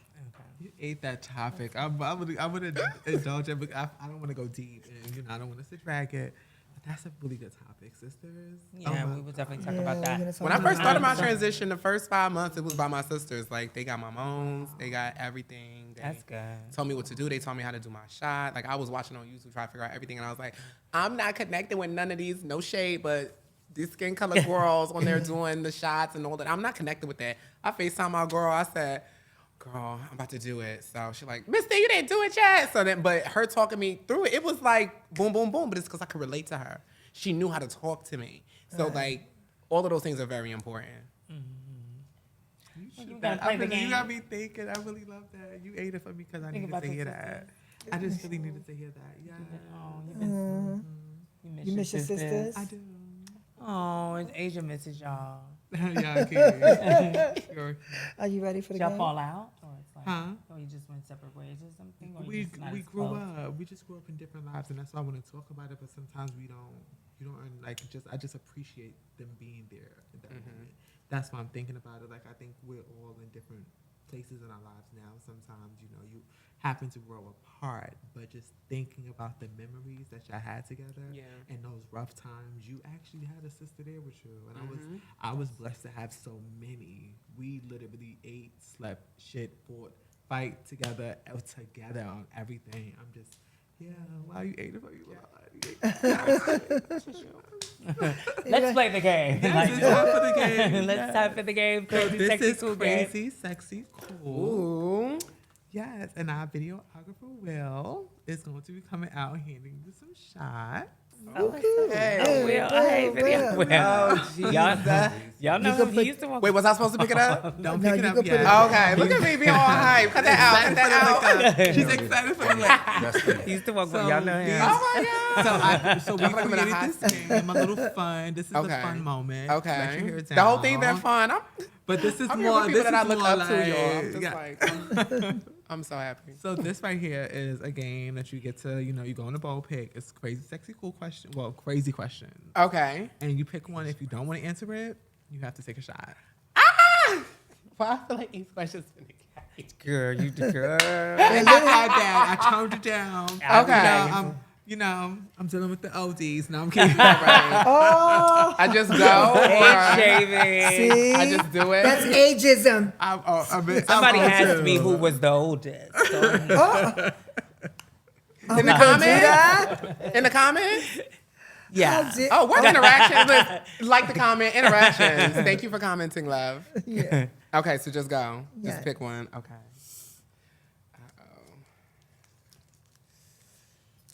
Your handwriting is gorgeous. Okay. Do I read it out loud? Yeah. Okay. What is one time I lost that you shouldn't? Oh my God, I just brought this up. Okay. I can only get so descriptive because I just don't know what house this lady is in. But y'all know I'm a kid. And I just really just feel like in life, you can't take stuff too seriously. And if you take what I'm about to say seriously, Miss Thing, that means you really felt some kind of way about that time you tripped up the stairs. So the person tripped up the stairs. Yes, that's the only way I can identify her because I don't mind. But okay, it's when I got shot for the 5K in Philly. The effect was calling, I think it was just OTA 5,000. Just bring it. I wore a over effect. My pump was on. I watched the clip 1,000 times. This was the year after Legendary, the year after we filmed Legendary. So this was 2022 in the Dorian Corey Awards Ball. And one of my house members had a tit for tat with one of the judges. And you were on the panel that night. Yes! Maybe you can help me with the name. No, I'm just playing. But I was pumping. Asia, everybody gave their 10s. And it was just like this lingering like 10s that we was waiting on. So the commentator, I can't remember which one, but the commentator said 10s, but wait. They was like, but wait, because it was like everybody got their hands up, but it gave, wait, but what about you, Miss Thing? And she looked, and I turned around, and I started pumping back down, and like halfway back down, she chops me. So in my head, I'm just like, that's just off. One for all judges to give you 10s. And it wasn't like I just walked out like, oh, Milan Garçon 10s. Like, no, I got my 10s. And then it was just all weird. It was like the gap in between everyone else giving me my 10s and you waiting. And I always feel like, and you don't walk my category. Like you're literally like legendary for a whole nother category. Like you don't walk my category, but you know what it's supposed to give. But like for you to be sitting there wanting more for me. That's a big conversation now. Do Girl, you think there should be you don't two want- chops? you don't What want y'all me to think? answer that Do y'all question. think I don't we really should know have about two chop it. rules? I don't No, really we know. shouldn't. We shouldn't. Yeah, I'm not. I'm just. I I'm think- like Asian. I'm like. Now, think first we should I do didn't think so, but I I, do feel like disagree. it I do. now. When I watch, like, especially like big categories, and you see people have a specific issue with people, or they're just feeling so grand But that they that just want to chop person- everybody. I found like, out later that they had a tit for tat with exactly. another So that's leader why in my you house. two chop that's- rules And would have it was fixed that literally like situation. as soon as I came off the floor, I don't remember which one of my house members it was in my ear because that was around the time there used to be like. So get how her, do you get her. disagree with two chop rule if you know that person chopped I mean, you for? can, but then I also feel like that's just also part of ballroom, like. But that's it's a part not of the fair. politics. If you're preparing for a $5,000 category, that means that you put at least $1,000 That's or now more since into there a could it. grand be prize someone that category, chopped I you can just see it off being a the two beat. chop the rule. bar. I feel like that's lowering the bar. Same, because then it still teaches I you. used to Ballroom say teaches that, you but I about don't think life. so. I get why you Me would say either. that though. Yeah. Though I get why you would say that, but I think I don't think it that's happens lowering as the much bar. as people claim it happens to them. I think I mean, well, I sometimes wouldn't say a people lot. use it. Yes, people do use You it. know? But I do think that there are people who want to create a moment on the judges panel, like they're not doing anything else in ballroom. Now, how I say, and I they think wanna your be house, feeling it. I think your house should call it out. Like if it's something like clear, like, nah, that's dead wrong. No, stop the ball. or What's the reason? promoters, Or like, get this person up. Wait, so like, what? You know what I'm saying? Like, Why figure would that. stop a ball? Well, when not stop the is ball, going? but figure out what this discrepancy Get is. them If y'all don't feel like that chop was fair, you can tell when it's then- So if somebody Then chopped you figure because that they out. don't like you, or they had an issue with you, think that's cool? That's not No, I don't think it's cool, but that's not the time and place to do that. You chopped, Right. it's done. Get Why them am I gonna up. stop everybody else So from nobody getting wanna it? keep also, wasting I their money personally like don't that. see myself Like- like So then you getting the shouldn't chop walk. and then Like, coming if back. you- Well, I feel like- I but think- that's not fair to the younger kids. Like being a leader of a house, and I know if this person, because I'm not gonna let anybody. Now, of course, you could get a chop, and like so, all these leaders that's going around telling their kids they don't deserve to be chopped, stop that because a lot of them are Yeah. not bringing it like they should. So yeah, that's not what I'm saying. But when you see that someone has put so much into their effect, and you could tell that this is clearly just shade because they don't like this person or like try to have whatever the case may be, and they chopping this person, then it's very unfair. And I've seen it, I've watched it, and it's like they chopping all these people, like they causing this big commotion, and these people were coming for the category. It's just unfair. I'm not saying that you shouldn't converse about the situation. I'm just saying how you go about it is it should be different. Two-shot rule. A whole like panel got mazed. Like this is not like this is really a big. Can we get back to the thing. questions? Because we going on to topics. Yeah, we'll go back to that. But two chop rule for the big categories. Oh no! Stop lowering the bar. Do not lower the bar. You wouldn't have got chopped. You could have got that five. That's true, but I also learned in that moment, like, the politics in ballroom really do matter, and to make sure that if you can see something going, yeah, it's like They put them don't. up there. They, look at the same people that off get on the panel. And that's why I said icons should be the only ones on the panel. But some Why of the do you always- icons be trying it. So that- some of the yeah. icons are the repeat And they're icons. offenders. So that- yes, and Oh, they're still okay, icons. second And they're question, still an please. icon. And they are still And an everybody icon. that's an icon ain't supposed to be an icon. Speak on it. Next question. Speak on it. oh me, I gotta pick the Yeah. question. Okay. Oh Lord, yeah, I'm not gonna take no shots. I be telling it all. You can still have it at the end if Let you me want. Say it. Oh no! Oh Jesus! She you be be carrying. carrying. She be carrying. Okay, so this is fuck, marry, kill. Okay. The choices are Lariah, Emery, Whitney. Well, Lariah's my father, so I'm sorry that I gotta kill you because I'm not marrying you or doing the other one. I would marry Whitney. Whitney is together, very put together, and will always be the blueprint. Yes, definitely. To be like, oh, I'm going to a gala and like that's my day. We're going to weddings and that's my absolutely Whitney. And then Boots, I'm a fuck Emery. And Emery be talking some nasty stuff, so Emery y'all probably gonna have a good carrying time. Facebook. shout out Okay. to all Is that those your legends. It's no Is that your shade. call out for It's no Emery? shade. Is that your call out for Emery? No, Emery know what the game. Emery be giving freaky tea. Boots. Let me see what you're working with. Okay.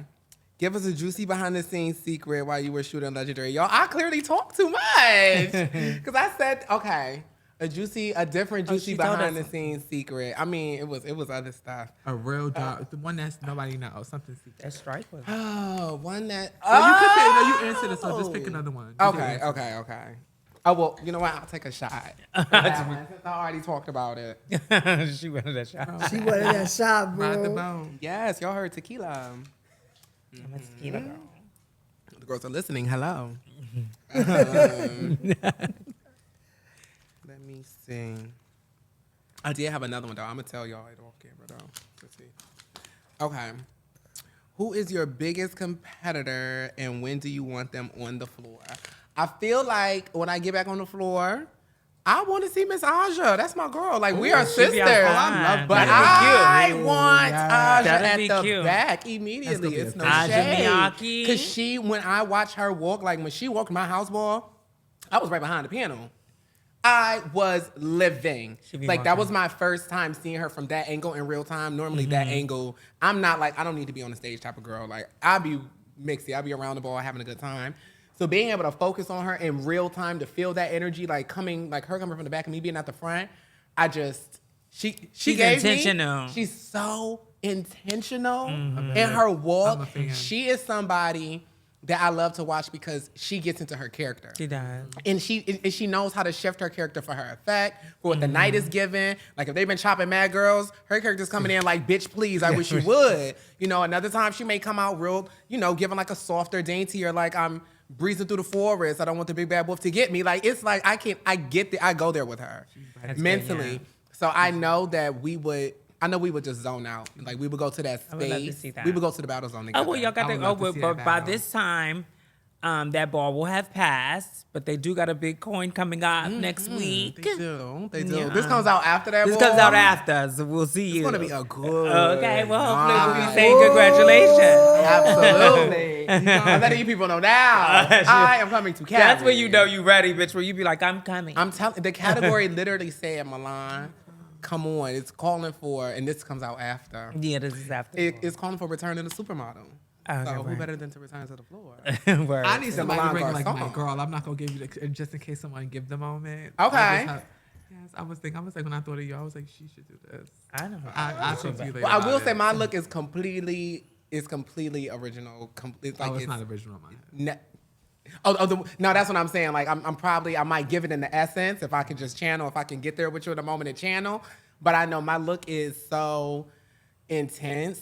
I'm nervous. I know it's gonna work out, but I'm just a little nervous because I've never seen this look anywhere in my life. Like, nowhere immediate. And I'm like, when I was talking to my father and we were getting it together, I'm just like, I'm scared, but it means we're doing something right. Like, that means we're taking a risk, and I'm like fully diving into my concept because the category is just calling for something so simple: blue jeans and a top and a fur. So it's like, how do I? Okay, exactly. That's what I'm saying. Like, it's really gonna be like that category is fin to fucking carry. Excuse my French, but the category is going to carry. So I'm like, how do I? Because I do like to keep it very, very based on the category. Yeah, because I'm like, how do you deviate. do something that's never seen if it's calling for blue jeans and then Well, we'll have to see. Yeah, you're gonna have to. I don't even want you to know. Like, I Yeah, would we tell gotta you see. off camera, but I need you to see it. we gotta see. Yeah, I don't want to know. I want to actually just see it. Oh, because it's a way, and it's such a simple way to think about it. But I'm like, I want that, but everywhere. And then boom, the effect came together. Do you have anything coming out? I've been back posting on my YouTube channel. I'm very proud of myself because that was something I got away from in college. So I've been posting weekly. Milan Garçon is the YouTube channel. I post rants, makeup stuff. I post all types of shit. My last video was about fuckboys. So there's that. You can go there and watch that. But yeah, this year I'm definitely making an intentional move to get back on air in the media space. But again, last year, I'm not somebody that chases a clock. I don't look at other people's journeys or careers, and I may feel it at times, but I check it real quick. If I'm on social media, I swipe out, I find something else to watch, I play music, because I don't like to get caught up in this person's doing that, I should be doing this person's doing that, they were doing this and I was doing this first. I try not to get caught up in that. So I'm slowly but surely working my way back into being on camera because I want to appear how I know I should appear, and I don't feel like I'm like racing against the clock. Like, That's good. yeah. Well, I think this is amazing. It was amazing. Conversation. I had I'm so so much glad fun. you came and I'm sat with glad us. y'all had me. I didn't know we had so much in common. I'm telling you, like, so much. Yeah, so I really enjoyed this. Well, thank you all for tuning in to another episode of. Thank you all for tuning. Okay, so here we go. Right, I'm going to close this out because I want to first say thank you, Milan, for coming on and sharing your journey with us. Thank and y'all just for having me. being here with us is always refreshing to hear from the youth and to hear from our community. So thank you for coming and sharing your I story. felt so safe having this conversation with y'all. So it was Thank amazing. you. Remember, On another episode, we're not gonna say it. I just want to be somebody different. She was gonna do. I'm about to say, okay. look, you see? They abandoned it. So, thank you all for tuning in to another episode of Crazy. Sexy. No, I wanted to be sexy. Oh my God. Okay. Say it one more time. All right. So thank you all for tuning in to another amazing episode with Milan Garçon. And this episode is our 8th episode. We're trying to get to 5K. So continue to hit like, subscribe, and hit that red button or that bell. And I don't know why I keep saying red, but the button inside, the bell inside the corner, that thing, so it can notify you when our episodes drop. Continue to tune in and watch us here at Crazy. Sexy. Wait, sexy. You see? I told you Okay, she crazy. sexy. No, sexy. Continue to tune in, hit like, subscribe, and ring the bell notification on the right to get the notifications when we drop every Wednesday at 12 on Crazy. Sexy. Cool.